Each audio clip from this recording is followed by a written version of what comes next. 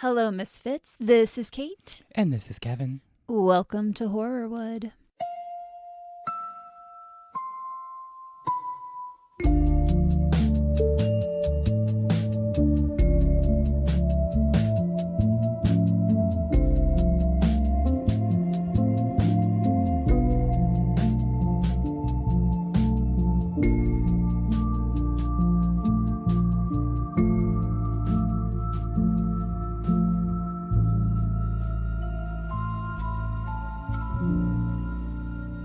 Just singing every lyric to every Taylor Swift song that there is out there. Which he's not even a Swiftie, he I'm says. not even this. Well, he claims. Now I'm scared to say that in public. You know what? I am fully in my Swiftie era, and I embrace it. And I watched the Super Bowl last night, and I was like, if the Chiefs don't win, I will be very sad, even though I literally just started watching football like 3 weeks ago.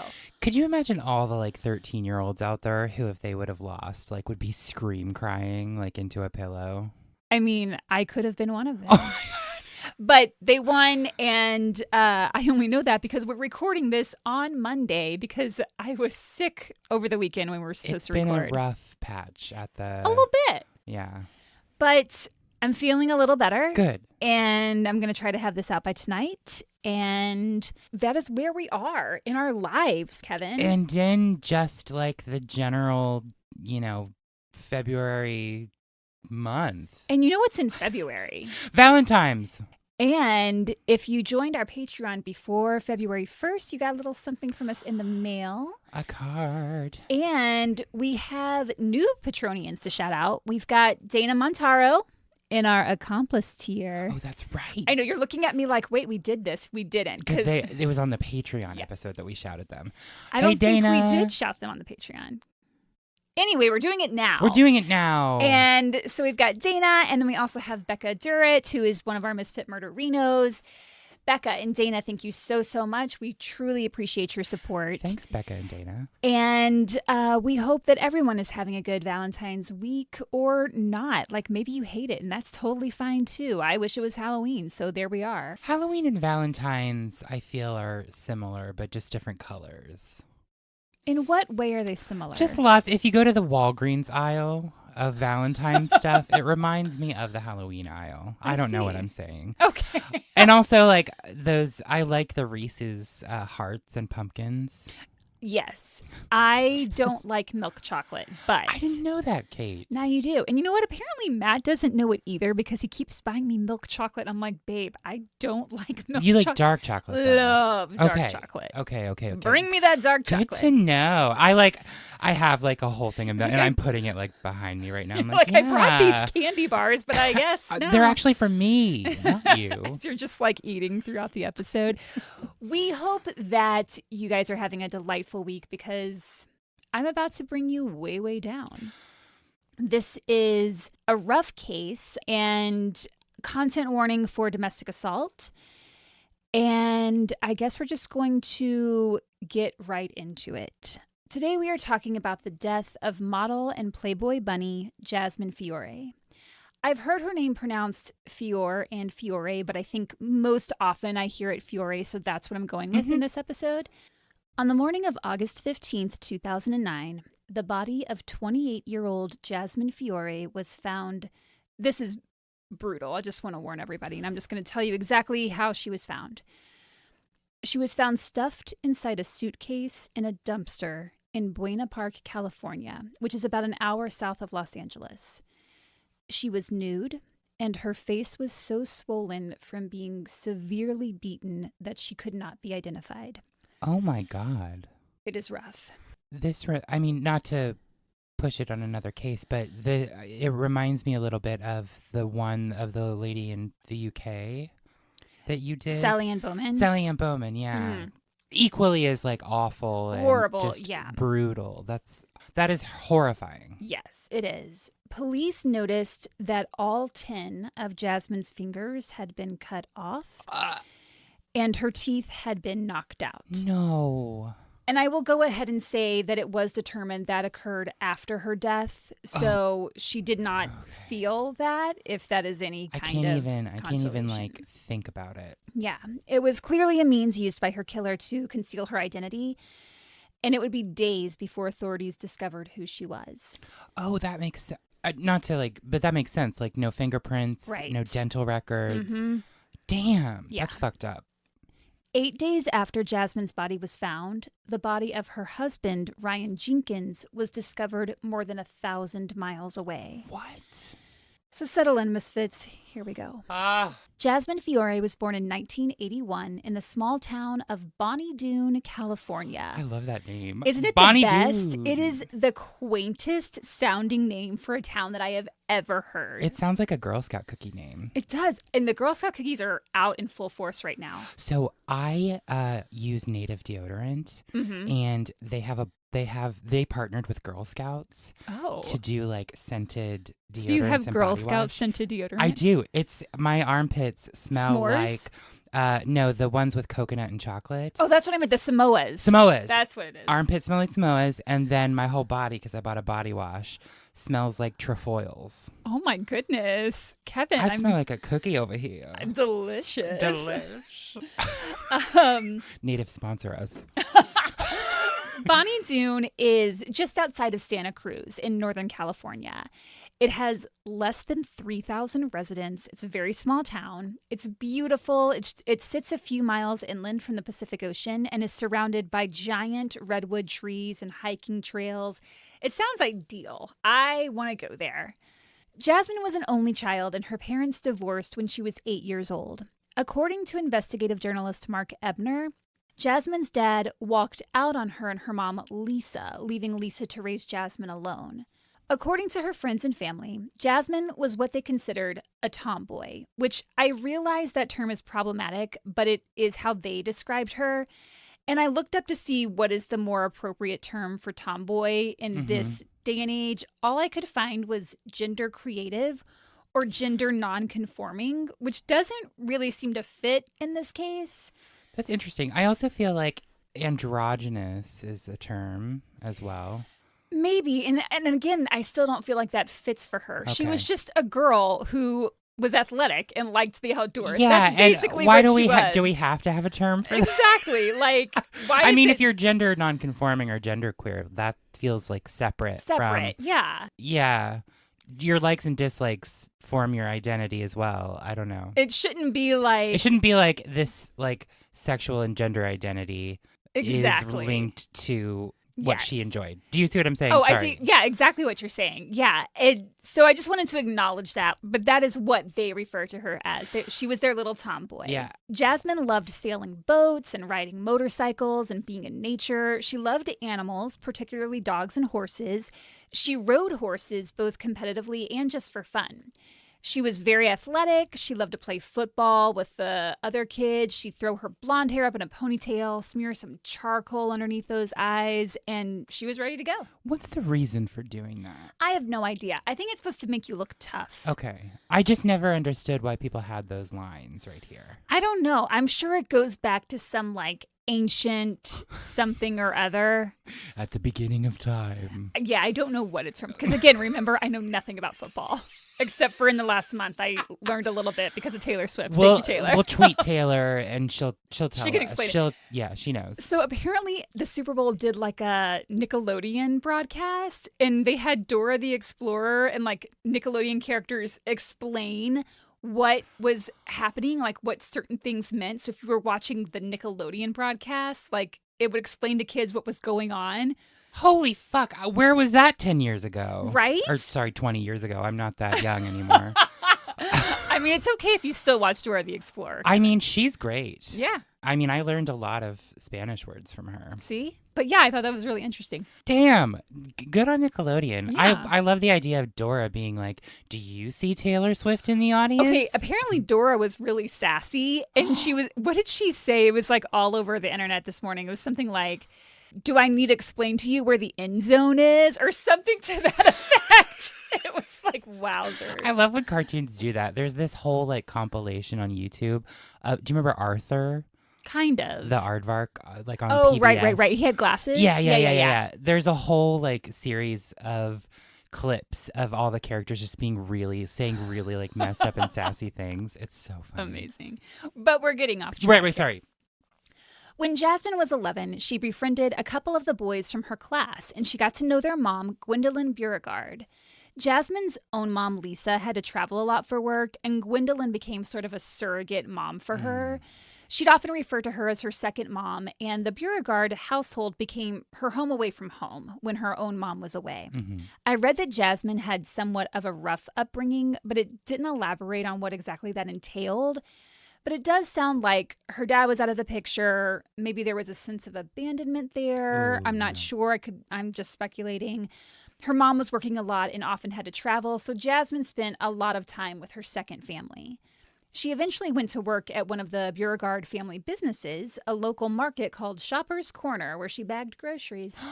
One thing in particular that stood out about Jasmine was her strong work ethic. It's something that came up a lot in my research. She worked hard, and it definitely paid off for her throughout her life. Shortly after graduating high school, Jasmine was ready to broaden her horizons. Small town life just wasn't for her, and she set her sights on Los Angeles. LA. And she was a little nervous because she comes from a town of a couple thousand, and she's going to a city of almost 4 million people. Jasmine was very attractive. She had blonde hair, she was tan, and she knew that her looks could open doors for her. She was like, I have a certain look I think Hollywood might notice. She started getting gigs as a swimsuit model, which eventually led to her getting invited to parties at the Playboy Mansion. According to friends, she loved being at the Playboy Mansion. It was definitely a side of life she had not experienced in small-town Bonnie Doon. I like how you sassily like shook your social. Bonnie Doon. Bonnie Doon. I love the name. I think there is a common misperception or a stigma, I should say, regarding women who work for Playboy or hang out at the Playboy Mansion. I've heard people refer to Playboy bunnies and Playboy playmates. They're actually different. I just learned that. Oh. Bunnies they like work in the nightclubs. Okay. Playmates are in the magazine. Okay. Yeah, so I just thought that was interesting. But I hear people refer to them in some really derogatory ways, or people classify them as sex workers or strippers, and that is incorrect. Right. And even if they were sex workers or strippers, so what? That's still work. That's still a human being trying to make a Right. living. So I just want to put that out there because when news broke of this case, the media didn't really paint Jasmine in a great light. And some of the things they printed weren't even true. Like it was reported she worked in a strip club. She never did. She never stripped. She never worked in a strip club. And again, even if she had, who cares? But it was just like, oh, she worked for Playboy. She liked the nightlife, blah, blah, blah. You know what I'm saying? Yeah. Jasmine auditioned for a centerfold in Playboy magazine, and although she wasn't chosen for that gig, she was hired as a Playboy Girl of Golf. Basically, Playboy would hold these golf tournaments like kind of across the country, and the girls of golf were the hostesses, essentially making sure the players were all having a great time. They'd hang out with the players, serve them shots along the course. It was like a giant golf party. Golf party. Golf party. Is there such a thing? Apparently the Playboy ones were like wild, like music, and I mean everyone's getting drunk and partying. Like it was a big event. That's crazy. After doing the hostess gig for a while, Playboy asked Jasmine if she'd like to be one of the coordinators for the event. So a promotion, if you will. And she was excited. That was an even bigger opportunity. Yeah. And it had her organizing parties in both Los Angeles and Las Vegas. So she was back and forth between the two cities. I see. She also appeared in some commercials, mainly for swimsuits and also adult entertainment. So she's modeling, she's on TV, she's working for Playboy. She was making some good money. It was also in the early 2000s that she began dating Michael Cardosi. It's reported that the two married in 2003. However, they divorced in 2006 because Michael actually went to jail on a drug trafficking charge. Damn. However, the two stayed in touch while he was incarcerated. She often wrote him letters when he was in jail. And according to Michael's mom, he hoped he and Jasmine would get back together once he was released. Okay. And here's the thing about Jasmine that I think really speaks to the kind of person she was. she kept in touch with a lot of her exes and stayed on friendly terms. Oh, that's nice. And I do think that, like, that's tells you a indicative, lot yeah. about a person. And it's something that came up over and over in my research. She was a very kind, sincere person. Even the other women who knew her at Playboy all said she was so friendly, very soft-spoken. She wasn't stuck up at all. She didn't have an attitude. She just had this huge, bright smile that people naturally gravitated toward. And she was fun. She loved to party. She loved a good time. She's in her early 20s. She's living it up. Unfortunately, some people will take advantage when they encounter someone who is so naturally outgoing and caring. AJ Pathak, I'm probably saying his name wrong. He's the former CEO of Playboy Golf. He would often tell the girls, you know, not everyone is who they say they are. And when you're at one of our Playboy parties, we can make sure you're safe. We've got people here to protect you. But if you venture out, we can't control what happens. Like, you can't trust everybody. He was always warning the girls, like, hey, yes, it's fun in here, but, like, be careful. So he's saying, like, don't leave with people or take it outside, or...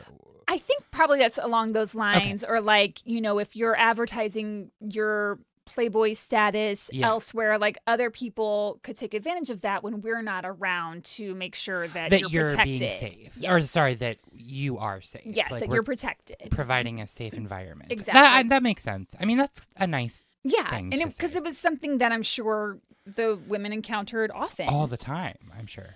Around 2006, Jasmine began dating a man named Travis Heinrich, whom she met while he was working at a nightclub at the Hard Rock Hotel in Vegas. The two were on and off for about a year and a half, and they actually got engaged. The engagement lasted about 5 months when, according to Travis, they realized it wasn't going to work out between them, but they remained good friends. Oh, nice. And again, indicative of the kind of person she was. Around this same time, according to Jasmine's mom, Jasmine was beginning to back away from the modeling a bit, and she got her real estate license. Oh, damn. She was still organizing events for Playboy, so it wasn't like she'd done a complete career change, but she was just broadening her horizons. I mean, I kind of love that. You know, like, she does the modeling thing and then starts to pull back and is like, I'm going to plan events. I'm going to do real estate. She's diversifying those income streams. Diversifying her portfolio. You love it. You love to see it. By 2009, she was working with a friend of hers to open a gym. She was really into fitness and exercise, and so she wanted to start her own business. She had also been dating a man named Robert Hassman. And I know I keep bringing up, like, oh, she dated this guy, she dated this guy. It's because everyone kind of comes back into play later, and that's the only reason that I'm mentioning their names. Oh, that's fine. Robert Hassman was based in Las Vegas, and he was very wealthy. Like, wow. Private jet wealthy. Oh, wow. And he and Jasmine were on and off, it sounds like, for maybe a couple years. That March, she was in Vegas, I believe, for an event at the Hawaiian Tropic Zone, and there she met Ryan Jenkins. The two began flirting, they hit it off, and Ryan asked for her phone number. So Jasmine put her number in his phone, and under the contact, she put her birth date, February 8th. Ryan sees it and is like, whoa, that's my birthday. I was born February 8th, 1977. So he was exactly 4 years older than she was. And they took this as a sign, like the fact that they shared a birthday, that they were meant to be together. It was destiny. I just have this, like, image in my mind of them both looking at each other's birth certificates. And then it, like, they look up and there's just, like, light around them. It is interesting that, like, that's the thing that connected them. But I think that they were having such a good time and, like, really hitting it off. That was just, like, one more thing to add of, like, oh, we have this in common.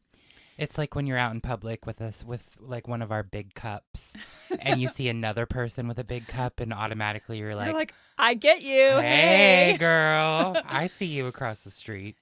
The two met on March 16th, 2009, and 2 days later, on March 18th, the two got married at the Little White Chapel in Vegas. Wait. Just because you share a birthday does not... It does not equal going pretty straight quick. To the chapel. It's pretty quick.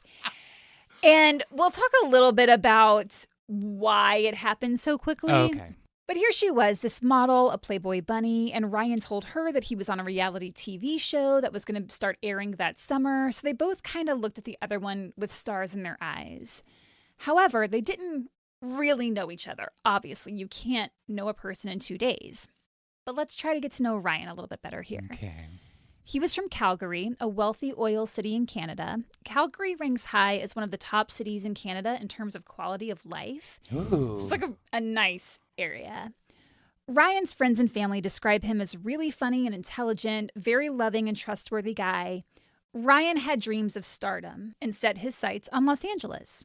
It was something he often spoke with his friends about. He was going to go to Hollywood. He was going to be famous. Hold on. Kate is refreshing her throat with some hydration water. Water. Delicious and fresh. Delicious and fresh. The slogan for water. So Ryan's friends weren't really surprised when he applied to appear on a new VH1 reality show called Megan Wants a Millionaire. What year was that? 2009. I think I remember that. Really? Yeah. Megan Wants a Million. Did it air? Mm-hmm. Okay. Part of it did. Oh. The show starred Megan Hauserman, a former Playboy model who had already competed in multiple reality TV shows. She won season 3 of Beauty and the Geek and was a fan favorite on Rock of Love with Bret Michaels, Rock of Love Charm School, and I Love Money. Oh my God, Rock of Love. Did you watch all of those? I did. Yes, I Amazing. did. I don't know why they were all vying for that guy's attention. I've never seen any of them. Don't know why they were vying for Bret Michaels' attention. Well, I mean, I could see he's kind of like white trash hot. Like, I get that. I think he's just hot. Really? Bret Michaels is hot. Oh, okay. Says I, not Kevin. Clearly. I don't know. All of those shows were just wild and crazy. Oh, And it was for just sure. for entertainment purposes. Yes. But yeah, insane. Kind of like in that era of Flavor of Love. Right. And then there was that weird one on MTV, like Tila Tequila. Wow, Kevin knows a lot of I reality was an TV MTV shows. girly or whatever. Sorry, continue. Yes, Megan. The premise of Megan Wants a Millionaire is basically the same as The Bachelorette, but all the contestants had to have a net worth of at least $1 million. Wow. To find potential contestants, 51 Minds Entertainment, the production company VH1 used to produce the show, placed ads on the radio and threw casting parties at nightclubs. Ryan Jenkins attended one of these parties. Christopher Catalano, like Jordan Catalano, but Christopher. Who's Jordan Catalano? Oh my God, are you too young for My So-Called Life? Oh, yeah, I didn't watch that. That was a little past my time. Oh, God. Okay, I'm just going to have a moment with myself over here. Christopher Catalano, a senior casting producer for 51 Minds, said that Ryan had one of the best personalities on this planet. He just had this charisma. That was his quote. Producers really liked Ryan, and he moved pretty high up on the list of potential candidates. Viacom, now known as Paramount Global, owned VH1, and they hired the firm Collective Intelligence to do background checks on all its reality TV contestants. Paramount being famous players Lasky back in the 30s. We've talked so much about You're going to bring that up every time you episode. mention Paramount, famous players Lasky. Viacom was Central Intelligence's biggest client, having done around 500,000 background checks for them. But Central Intelligence only covered records in the United States. And since Ryan was from Canada, the firm hired Straight Line International to run a check on him in Canada. Everything came back clear, and Ryan was cast as one of the potential suitors for Megan. Ryan boasted a $2.5 million net worth from his job as a real estate developer. But as Megan got to know him on the show, it became clear pretty quickly that maybe Ryan wasn't everything he said he was. Oh. For one, he wore a fake Rolex.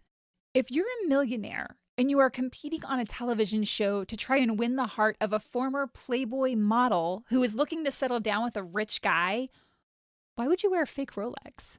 You're worth millions. Spring for the real thing. You can afford a real one. Have you ever worn a Rolex, Kate? Do I look like I've ever worn a Rolex? I'm just asking. I'm sitting in a closet. We've got G-Shocks and Fossils, the brands of watches. Okay. That, I didn't even know what that was. So I had a friend in London. I haven't talked to him in a while, but he was visiting Chicago, and he had a Rolex. and he let me wear it. And he was like, that's worth $15,000. What? And I was like, I have $15K on my wrist. Also, who just is like, here, borrow my watch. It's worth 15 grand. Well, Who no, says he that? didn't let me borrow it. He was like, you can put it on your wrist if you want. And That's I was like, so okay. weird. It is That's weird. so weird. I like it though. Okay. Aside from the Rolex, Mm-hmm. that wasn't the only weird thing. Okay. Ryan only brought one pair of pants for the entire 5-week shoot. What? Ew. I don't even have words. Like, how are you bringing only one pair of pants for 5 weeks? Some could argue that perhaps he didn't want to get his hopes up and thinking he would make it to the final, so he packed light in case he was eliminated early. This is weird. This is weird to me. Super What about weird. undies? Let's hope that he brought multiple pairs of underwear. He just didn't bring any. I didn't read any articles Okay, on it. fair enough. If you're trying to win this thing, show some confidence. Pack a couple extra pairs of pants. And your real Rolex. Yeah. Maybe he was afraid someone would steal it. Maybe, but it's weird. It is weird. It became clear to Megan that Ryan was not a millionaire. Oh, Megan. And in fact, he wasn't the only contestant that had lied about his income. One of the other men was waiting on his grandfather to die before he inherited his money, so he didn't actually have any money yet. That's fucked up. It's really fucked up. I'm gonna be a millionaire. I'm just waiting for my grandpa to die. Basically, that's exactly what it Fuck, was. that's messy. And another contestant did not have nearly the 1.1 million he claimed. So if the background checks didn't catch these inaccuracies, what else might they have missed? Yeah, so we're finding out that he's not what he says he is. Ryan is not a millionaire. Man. He only has one pair of pants. I want that on a t-shirt. Megan liked Ryan. She was able to overlook the fact that he was not as wealthy as he claimed because he was so sweet, she said. One night in her hotel room, she looked him up on Facebook, as anyone does when they are having a crush, when they've got a crush on someone. You got to check their social media, and she liked what she saw. The two actually began a secret relationship outside of the show, and they had to hide it from producers so as not to jeopardize the series. They talked on the phone, they texted, he wrote her love letters, and Megan was really falling for him. She told him she was going to pick him as the winner of the show, and they would be together. They wouldn't have to keep it a secret anymore. Megan went to the producers and told them she was going to pick Ryan in the finals, and the producers said, not so fast. They told her Ryan wasn't likable in his interviews, and viewers would not want Ryan to win. They essentially told her without telling her that she should not choose Ryan. I mean, well, of course they can. They're producing the show. Exactly. And it's kind of when Megan realized, oh, I don't actually make the decision. In the second to last episode, it was down to Ryan and two others. Megan wore an earpiece in which producers were feeding her a script, so she was just repeating what they were telling her to say. She hadn't had a chance to warn Ryan. My phone fell. Sorry. Oh, I thought maybe it vibrated. No. it just urged forward and fell. Kate, I think the demons are back. Well, that mirror is right there, and that's where the portal is. Oh, right. I forgot we summoned in all those weird episodes we talked about. Those weird episodes. I just mean like the haunted stuff. She hadn't had a chance to warn Ryan that he would be eliminated, but she thought there was only 3 days left of filming, and she would just call him once production wrapped and explain everything, and then they could be together. Mm-hmm. When Megan announced that Ryan was eliminated, he was absolutely shocked. Of course. Yeah. She'd been telling him up until that point that he you. was the guy for her. Yeah. He shook his head in disbelief. He said, no, that's not true. He refused to accept the outcome and was understandably upset. And so was Megan because she really liked him. Back in his hotel room, Ryan began calling Megan incessantly. But she couldn't answer because the producers were with her, and she was getting ready to fly to Mexico where they were shooting the finale. Ryan grew impatient. He decided he needed to get away, and he flew to Las Vegas. 2 days later, he tried calling Megan again, and this time she was able to answer. Megan was happy to hear from him. She was eager to explain that the decision had not been up to her and that she did, in fact, want to be with him. And once she was done shooting the show, they could finally be together. But before she got a chance to say any of that, Ryan dropped a bomb. He told Megan, quote, I have met the love of my life, and I'm married. His new bride, of course, was Jasmine Fiore. All right, here's where it makes sense. Mm-hmm. He was just doing it to in retaliation of being rejected. And Jasmine... But not really. I mean, but he really wasn't. Exactly. And Jasmine was a Playboy bunny, and Megan was a former Playboy model. Right. So I think there was that aspect to it as well. Oh, man. That makes me sad for Jasmine to be used like that in that situation when she probably actually really liked him. Oh... I read one report that Jasmine agreed to marry Ryan so quickly after meeting because he needed a green card. Oh. I don't know if that's true. She could very well have thought she had found the one. And again, they did hit it off. There was an attraction there. But I could see him pressing the green card issue and that weighing into the decision to get married. To do that. I see. So it was kind of like a double... But I don't know if that conversation is actually true. Got you. But it is interesting because on Megan Once a Millionaire, Ryan told Megan he could only work in the United States if he got married. However, visas are a thing. Yeah. But having a criminal record can keep you from obtaining a visa. And as it turned out, Ryan did have a criminal record. Really? In 2007, Ryan was convicted of a 2005 incident involving his then-girlfriend. He punched her in the head, knocking her down, causing abrasions and bleeding from her nose. He was charged with assault causing bodily harm and sentenced to 15 months probation, 80 hours of community service, and was ordered to undergo counseling for anger management, domestic violence, and sexual addiction. And a restraining order was also put in place. Oh my God. How did the background checks not catch all that? Right? A pretty serious charge that never came up in those checks. Prior to that, in 1999, Ryan went to the house of an ex-girlfriend and broke a picture on the wall simply because he had seen her with another man. And I hear you asking if he had this criminal record, how did he get into the U.S.? I have a theory on that, but I'm not going to tell you just yet. Were these in Canada? Sorry, in Canada? In Canada? Yes, those two were Canadian. Were in Canada. Okay. But again, they hired a firm. They got that firm to internationally check his record. Yes. They just didn't do a very good job. It didn't take long once they were married for Jasmine to realize Ryan didn't have any money. He had made her believe he was a millionaire and was going to take care of her, but he couldn't even afford to pick up the check at dinner. Like, literally, his card would get declined. He explained it away by saying that all his money was tied up in Canada and he was having trouble getting it into the United States. Do people have trouble getting money from Canada to the United States?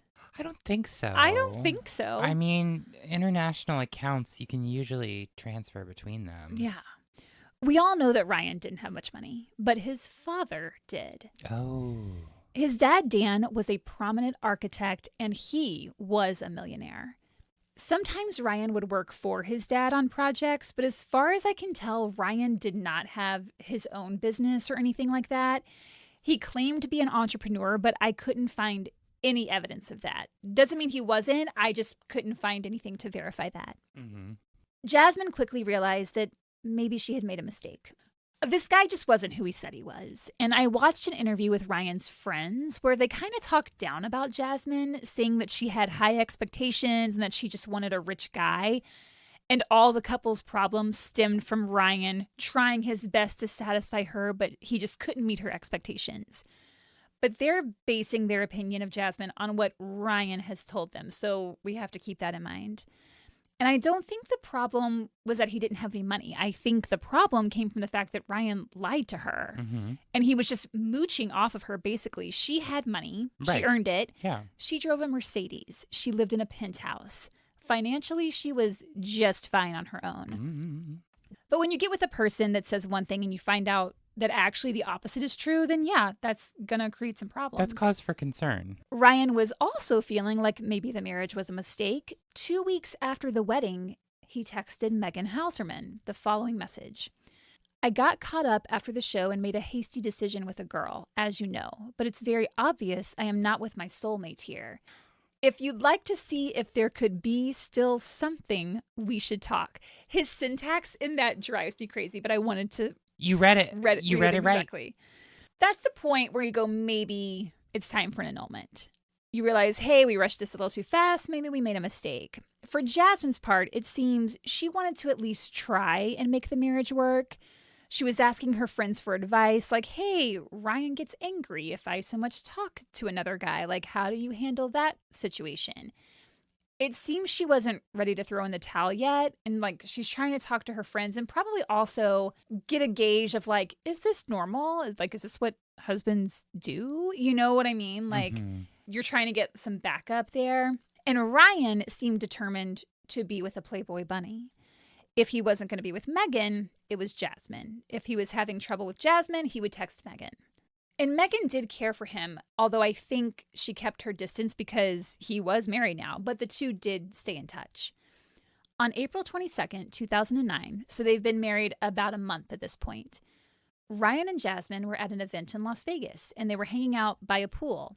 Travis Heinrich was also there. He was her former fiance, and they had decided to just be friends. And Jasmine went over to talk to Travis. Some reports say she kissed him. Others say they were just talking.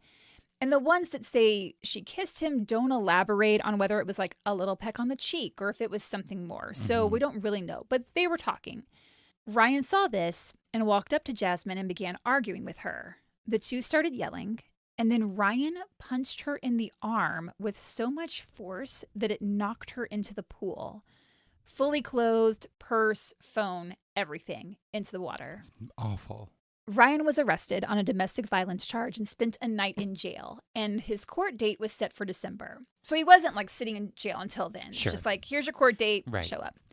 Jasmine's mom, Lisa, said Ryan was extremely jealous of her daughter, and he didn't like that she kept in touch with her ex-boyfriends. According to her former fiancé, Travis, Jasmine discovered that Ryan was going through her phone every night and looking to see who she was texting. This has happened to me. And it is fucked up. So a guy has done that to you? Yeah. Oh, gross. Jasmine actually got a second phone line that she hid from Ryan so that he wouldn't go through it. But Ryan wasn't exactly Mr. Monogamy over here. Lisa, Jasmine's mom, said that when Jasmine was away, Ryan would use her Mercedes to bring women back to their apartment. And he would hide Jasmine's stuff so it would look like he lived alone. That's ridiculous. Yeah. Jasmine, understandably, was scared of Ryan. Although they shared a residence in Los Angeles, they began living mostly apart. Lisa said that in May, Jasmine had gotten the marriage annulled, but there are no records of it. I think it was probably something she was definitely thinking about and had probably expressed to her mom, like, I'm getting an annulment and, you know, I gotta get away from this guy. But there's no evidence that it actually occurred. Oh. Jasmine dyed her hair brown. And according to Lisa, took down her modeling website and had her last name legally changed to Kincaid. Playboy kept trying to contact her to see if she was going to participate in the golf event that year, but she didn't respond. It was like she was trying to separate herself from who she had been. In June, Ryan called up Megan and asked her to dinner. As someone who still cared for Ryan, she agreed. When she saw him, she noticed he'd lost a lot of weight, his skin was pale, he was shaky and seemed paranoid. It wasn't the Ryan she knew. Oof. He spent the evening complaining about Jasmine, saying that she was ruining his life. What? Yeah. It's like his own delusion of what he thought or what he expected or wanted from her, as opposed to like what was actually happening. It's crazy to me, like they met and married so soon, and there seemed to be some kind of reasoning aside from attraction that they would do that, of course. But then it also seems to me like, no, this was also like at the beginning kind of like an intense relationship. It seems that way, yeah. And I think, again, there was some feeling there, and Jasmine wanted to try and make that work, but Ryan definitely seems like he went into it for all the wrong reasons. Exactly. And it's all coming out. Right. On the series The Playboy Murders, which I'll link, there's an episode on this case. And in it, Megan said Ryan was obsessed with Jasmine not leaving him because he wants to win. This is what Megan said. She said Ryan can't accept any rejection. Holly Madison, who hosts the series, said, quote, I think a lot of men, particularly Ryan in this case, want to date a Playboy model or to have that kind of trophy on his arm to get a lot of attention or reflect that attention back on them. They're really attracted to that, but they're also simultaneously very, very jealous, insecure, and can't handle it. Yeah. Megan told Ryan he needed to get away from Jasmine and just get some space. And so she convinced him to appear on another reality show. It was the 3rd season of I Love Money, and it was going to be shooting in Mexico. So it would give him a chance to get away for a while. The contestants on I Love Money are people that have competed on previous reality shows, and Megan, being in that world already and having worked with that production company, she had some pull there and was able to get him on. The show began shooting in July of 2009, and Ryan was outwardly obsessed with winning the $250,000 prize. He thought that would be what he needed to win Jasmine over, and he talked about it constantly. So much that the producers were even like working that as a storyline into the show. Oh, weird. Yeah, like saying like, oh, look at this guy who's obsessed with his model wife. It becomes very eerie later. What was the point of the show, I Love Money? It wasn't a dating show, was it? No, I don't think so. I think it was some kind of where they had to do challenges Like or whatever. show Yeah. from And okay, then, got you. but again, never saw it. I was like, that'd be weird if it was a dating show and he's like, I'm doing this for my life. No, it wasn't a dating show that I'm aware of. It was just like, I love money. They wanted to get money. Get rich people to compete against each other. Just get money. That's all I know. Get money. Hey, hey. So Ryan would call Jasmine over and over from the set saying, I'm going to win this and you and I are going to have the life I've always promised. But then in the same conversation, he would start in with the accusations. Where were you last night? What were you doing? Who were you with? Jasmine did not want to be with Ryan, but she didn't know how to break it to him. She was scared of him, and the most dangerous time for a woman in an abusive relationship is when she tries to leave. So she confided in her friend Travis, saying, I'm in over my head and I don't know how I can get out. Mm-hmm. And I think it's such an important point. It's easy to look from the outside and go, oh, just leave him. Mm-hmm. But it's not that simple. Jasmine was really smart and independent. She was a strong woman, but that doesn't make getting away from an obsessive partner any easier. Right. The guy who used to go through my phone, I was terrified of him. I knew I wanted to leave long before I actually did. And once I finally did leave, I felt like I was in hiding because I didn't want him to find me. I wasn't on social media. I moved and didn't tell him where. It's a scary time. And Jasmine was terrified. And she was such a kind-hearted person that she truly didn't want to hurt him. And Ryan kept telling her things that would convince her to give him another chance. Wow. Because this is what they do. Yeah. On July 27th, Ryan emailed Jasmine saying, I'm going to do better. I can't live without you. I need you. According to Lisa, Ryan wrote Jasmine poems and claimed he'd had this spiritual awakening. In sort of a last-ditch effort to win her over, Ryan convinced Jasmine to accompany him to a poker tournament in San Diego. It was a charity game, and the contestants were all quasi-celebrities, so like reality TV contestants and stuff. On August 13th, the two arrived at the L'Auberge del Mar. It is a swanky 4-star hotel. They had taken Jasmine's Mercedes for the trip and arrived at the hotel that afternoon at 3:28 p.m. Their room was on the ground floor, and they're seen on the security camera going into their room, and then at 6:25 p.m., they leave the room, and they're really dressed up for this event. He's in a suit, she's wearing dress and heels, and they head to the poker tournament, which was about a 10-minute drive away at another hotel. But things between them were not going well. They spent the night arguing, and Jasmine had had enough. She began texting with Robert Hassman. He was the wealthy guy from Las Vegas that she had dated prior to marrying Ryan. Right. They were still close and kept in touch. She sent a text to Robert saying, send a plane for me, come get me. I am done with Ryan Jenkins. Ryan and Jasmine began arguing. Presumably, he found out she was contacting Robert. They decided to leave the event. They were like, we should probably get away from here.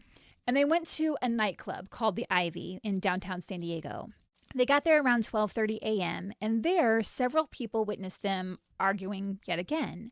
At some point during the evening, Ryan took Jasmine's phone and texted Robert, suck it.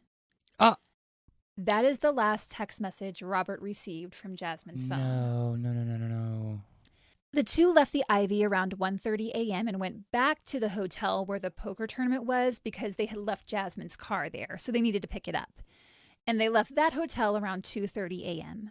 Jasmine is never seen alive again by any witnesses or on any surveillance footage.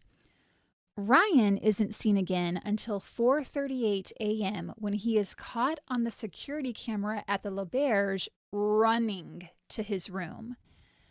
The L'Auberge was only a 10-minute drive from the poker tournament, which they left at around 12:30. Which they left around 2:30. So there's 2 hours in there unaccounted for. Yeah. Guests in the surrounding rooms said they heard a man and woman fighting in Ryan and Jasmine's room. A few minutes later, Ryan walks out into the hallway. He's taken off his jacket at this point, so he just has a sleeveless shirt and pants on. He's carrying an ice bucket in his left hand and another object in his right. There's a large wardrobe in the hallway against the wall opposite Jasmine and Ryan's room. Ryan places the object in his right hand on the very top of that wardrobe, and it's tall, so he has to really reach up to place it there. And then he goes and gets ice and heads back into the room, walking very casually. There's no sense of urgency. The next time Ryan appears on the security camera is at 6:24 a.m. He exits the room carrying an armload of clothing, toiletries, a pair of shoes. There's a clothes hanger that's just dangling from this pile in his arms, and he's having trouble carrying it all. He returns a few minutes later, empty-handed, and goes back into the room. At 6:51 a.m., he exits the room again, hands in his pockets. He doesn't return until 9:09 a.m., a little over 2 hours later. And when he does, he's wearing a different shirt. He now has on a long sleeve shirt. 11 minutes later, he exits the room again, and that is the last time Ryan is seen on the hotel's security footage. Mm-hmm. Several hours later, he can be seen on surveillance footage just after 5 p.m., so this is August 14th. Mm-hmm. Returning to the apartment he had shared with Jasmine. It's only about a 2.5 hour drive from San Diego to Los Angeles, depending on traffic. But it took him almost 8 hours to get back because he left that hotel at 9. Right. He's coming back at 5 p.m. Shortly after, he's seen exiting into the parking garage with a large suitcase, which he puts into his vehicle and leaves. The white Mercedes is missing. On the morning of Saturday, August 15th, a man in Buena Park went out to a dumpster to collect cans, but instead found a suspicious-looking suitcase. His gut told him to open it. And when he did, he saw what he thought was the body of a child. But it wasn't a child, it was Jasmine. I mentioned at the top of the episode that her fingers and teeth had been removed. When authorities ran her DNA, nothing came up, so they didn't immediately know who this person was. That evening, Ryan filed a missing persons report on Jasmine. He told police the two of them had returned home from San Diego around 8:30 p.m. the night before, so August 14th, and he said Jasmine dropped him off but then left to run some errands and never returned. We already know that's not true because he's on the security camera arriving back at 5:02 p.m. and Jasmine is not with him. There. Yeah. During the autopsy, the ME discovered this unidentified female had breast implants. And I did not know this, but all breast implants have a serial number. What? So when they ran the serial number, Jasmine's info came up. Oh my God. Isn't that wild? That's insane. Yeah. And also really smart to do. Yeah, I had no idea, but it makes sense. Yeah, 100%. And on August 18th, she was finally identified. Her official cause of death was strangulation. The autopsy also revealed semen found inside Jasmine, and when they ran the DNA, they found a match. But it wasn't Ryan's. It was Michael Cardosi's, her ex-husband, who just days before Jasmine's murder had been released from prison on parole in San Diego. Obviously, detectives had to talk to him, just got out of prison. He's in San Diego. His DNA is present in her. And it turned out that Jasmine had driven to San Diego to meet with him when he was released. The two were so excited to see each other, and they did have sex. But investigators were able to quickly rule him out because he was wearing an ankle monitor and had never gone to the hotel she had stayed at with Ryan, nor had he been anywhere near the poker tournament. Mm-hmm. When detectives ran Jasmine's info, they found the missing persons report that had been filed by Ryan 3 days prior. So they knew they needed to talk to him, but unfortunately, he already had such a head start. They tracked down the residence he'd shared with Jasmine in LA, but when they searched it, they found he had cleared all his stuff out. They learned he kept a storage unit in Las Vegas where he kept a boat, but when they checked the unit, the boat was gone. Oh. They also discovered that when Ryan got back to LA on August 14th, he FedExed both his and Jasmine's wedding rings to Las Vegas to be cleaned, but he never picked them up. Okay. When detectives learned of their stay at L'Auberge, they obtained search warrants, combing through all that security footage. They inspected the room, but it had already been cleaned by housekeeping, and the housekeeping staff said they didn't find anything out of the ordinary. Weird. Okay. And they were eager to find out what that object was that Ryan placed on top of that wardrobe. It was the phone receiver from their hotel room. Housekeeping had said there was nothing out of the ordinary, but they missed the fact that the phone had been removed. So it leads me to believe that maybe they missed other things. Yeah. When police walked out onto the patio from the room, so like they're on the ground floor, there are doors that open out into this patio.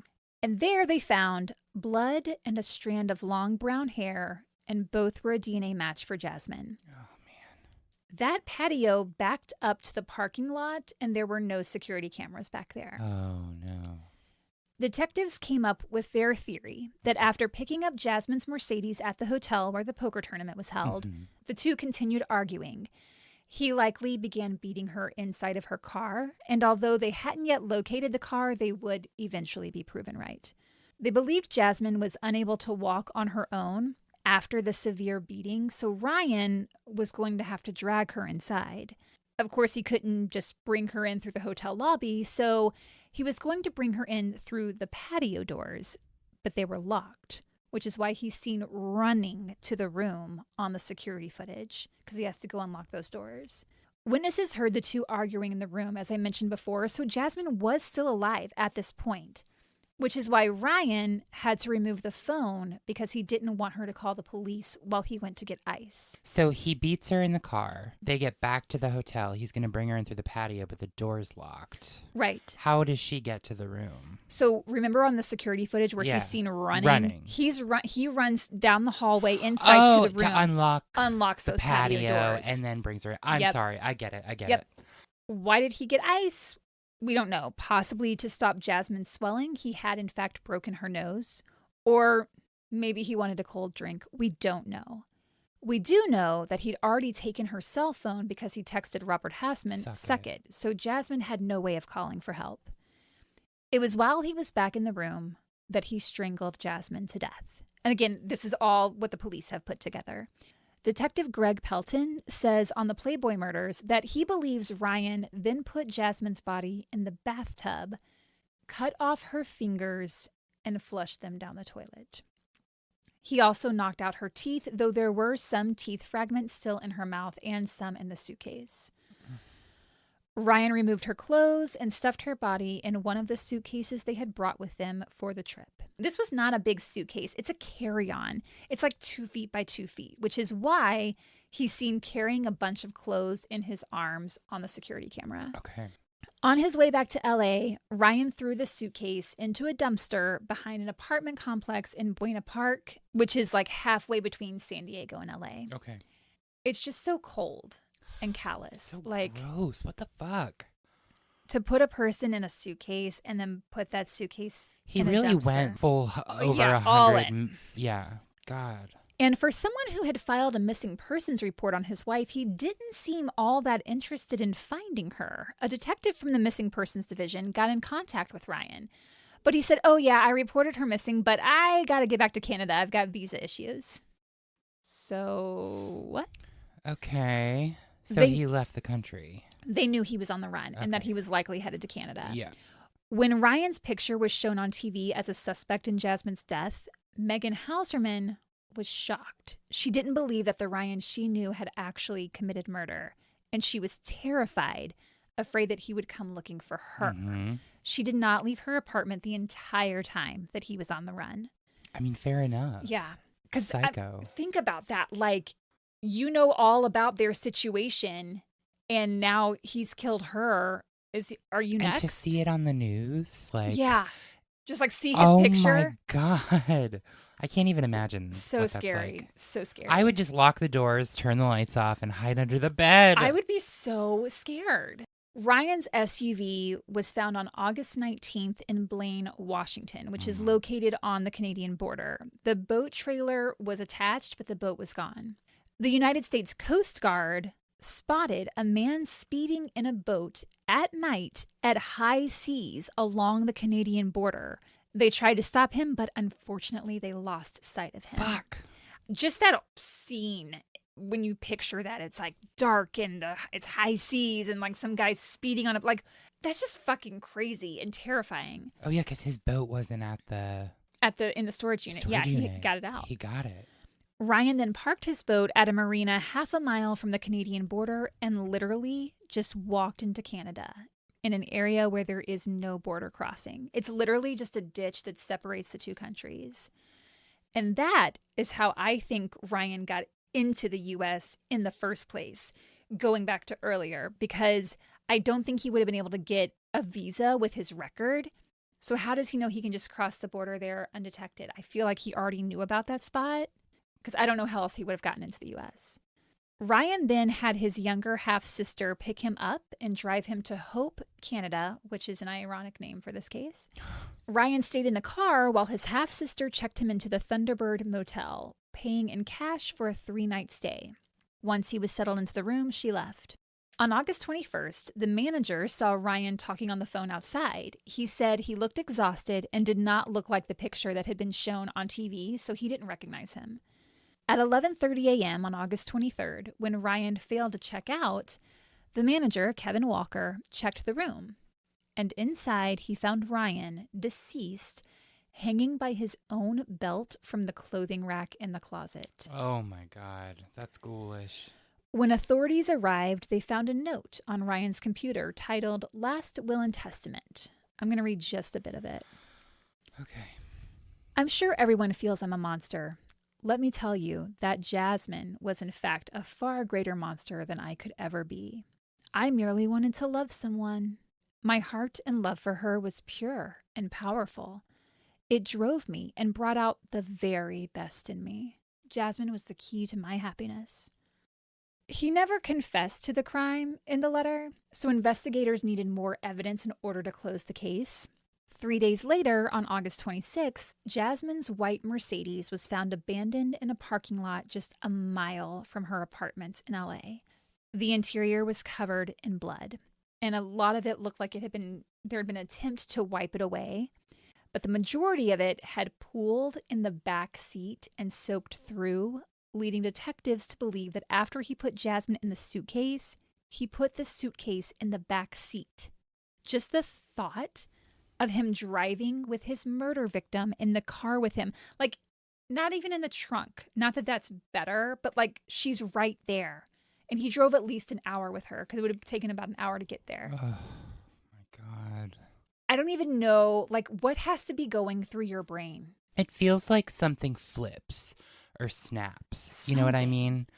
And people just go into a certain mode of, one, just, covering things up and, figuring out a plan to do that. And it's almost like there's no emotion in it. Yeah.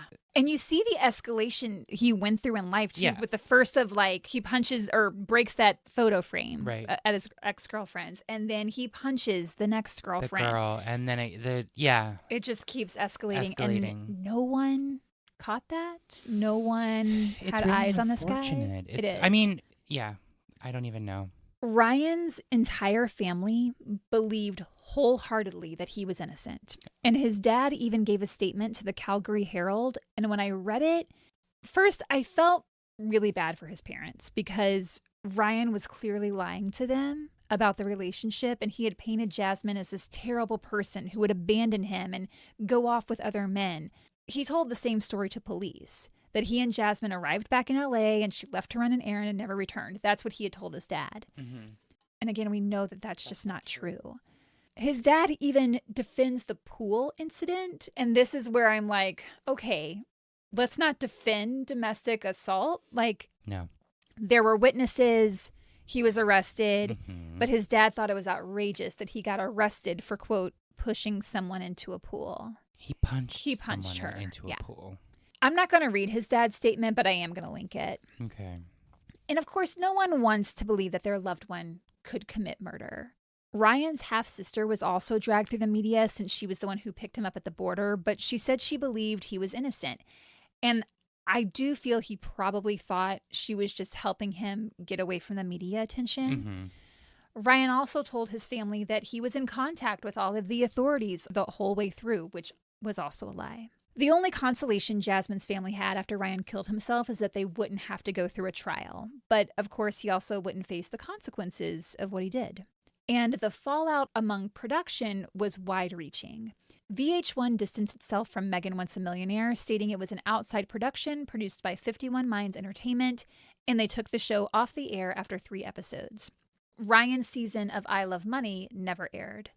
Megan Hauserman's reality TV career, as well as her modeling career, ended abruptly. No one wanted to be associated with her since she was linked to Ryan. That's not on her, though. Right. There's even more. So Erica Worth, the founder of Collective Intelligence, the company that did the background checks, contacted Straight Line International, who had run the check on Ryan since he was Canadian.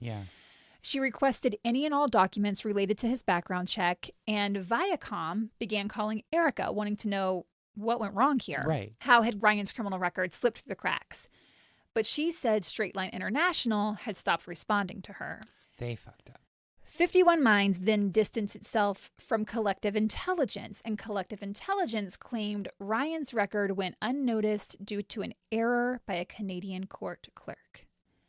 Viacom, which had been Collective Intelligence's biggest client, cut ties with the firm, and Erica Worth laid off 13 employees, almost her entire staff.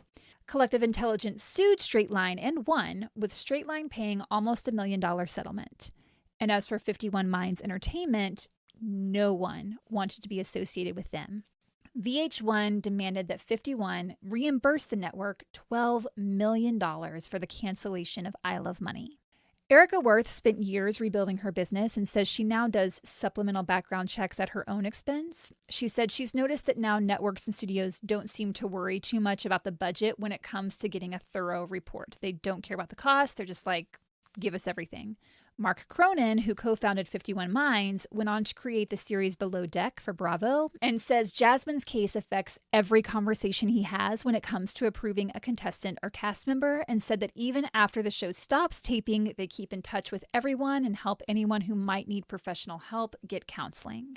Forensic pathologist Dr. Michael Wellner spoke with CBS News regarding this case. He was not involved in her case, but he's someone that they would apparently bring on to provide insight into these situations. And he said, quote, "This is the kind of tragedy that fathers should talk to their sons about, being able to learn to tolerate rejection." I tried to find a quote from Jasmine because I wanted to end her story in her words. Unfortunately, I couldn't find anything from her, but I did find this quote from her childhood friend, Sarah Jansen. She told ABC News, "Oh God, Jasmine was just exciting. She brought a new lease on life to us up here. She wanted big things in her life, and she was going to go get them." That's sweet. And that is the case of Jasmine Fiore. How tragic. It's awful. That's awful. And there was such a big fallout for a lot of people after that. Yeah, people lost their jobs. People lost a lot of money. I mean, it feels like to me like it was on straight line. Well, I mean, it was a court clerk error. Was it? Oh. I mean, I feel like all of those entities were blaming the next person. They were all blaming each other. Yeah, it was for, well, the mistake. VH1 was like, it's 51 Minds' fault, and Viacom was like, it's Collective Intelligence fault, and Collective Intelligence is like, it's Straight Line's fault. Like, I feel like no one said, oh my God, a life has been lost here. Right, and then it all became about like money and blame and who was at fault. When in real, I mean, that's insane. So Entertainment Weekly came out with an article about this case titled "The Murder That Changed Reality TV."